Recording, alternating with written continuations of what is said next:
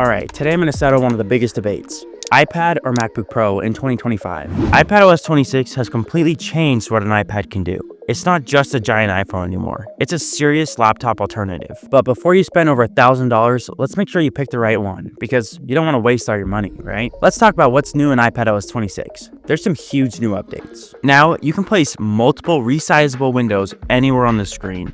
It feels a lot closer to macOS than ever. You also get true external monitor support. No more weird mirrored displays. Finally. When you connect your iPad Pro to a monitor, you get a second desktop.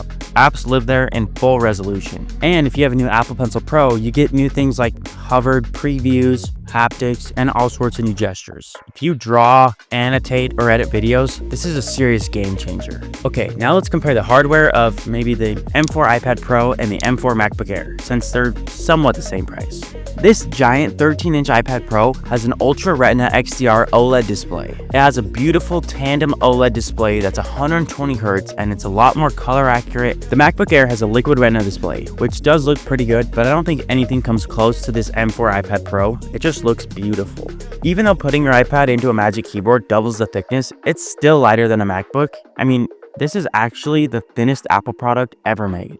But there's a catch to this, because once you buy all the accessories, it's a lot thicker and a lot more pricey. If you want that big, brand new 13-inch M4 iPad Pro, it starts at $1,100. Then you have the Magic Keyboard, which is $350, plus the Apple Pencil is $130. You're already over $1,500 and you haven't even made any sort of storage upgrades or anything like that. The MacBook Air is also $1,100, but that comes with the keyboard and everything you need to get going. Both these have the M4 chip, and honestly, it's insanely fast and most people won't use these chips to its full potential. Battery life is now closer than ever, with everything Apple sells having all-day battery life, which is probably more like 15 to 18 hours of battery life. If you're using big apps like Final Cut Pro for iPad, you can expect the battery to drain quite a bit faster. The MacBook Air does handle performance a little bit better. When you push it really hard for hours, it'll stay cool for longer. Okay, let's talk about software, because this is usually when people start to really pick a side. iPadOS 26 is a lot better now, with things like Final Cut Pro for iPad, windowed apps,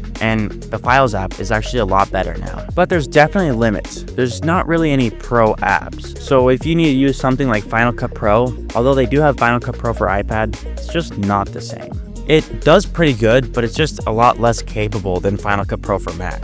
But honestly, in my opinion, other creative work like editing photos or sketching things, the iPad Pro is a lot better of a choice. If you need full-on macOS apps, it's a no-brainer and the MacBook wins. But if you want things like a touchscreen, Apple Pencil, and the App Store library, iPadOS is finally probably good enough to use as a real computer. So which one should you buy? Well, let's break it down really quick. Buy an iPad if you want to draw, annotate, or design, use an Apple Pencil every day, or love touch-first apps. If you're going to do things like use pro apps or want to plug in multiple things at one time, or even if you're just used to macOS, I'd probably buy a Mac. I've been using both a MacBook and my iPad Pro side by side for weeks, and here's what I've noticed. When I'm writing scripts, emails, or doing research, honestly, my MacBook is a little bit easier. It really just depends on where you spend most of your time. If you're a college student that's taking notes, sketching ideas, or browsing things on the internet, the iPad might be a really good choice for you. Don't just buy what looks cooler. Buy what's best for you and what you actually need. So in 2025, are you team iPad or team MacBook? Drop a comment below. What are you picking? MacBook Air or iPad Pro? I'd love to hear your thoughts.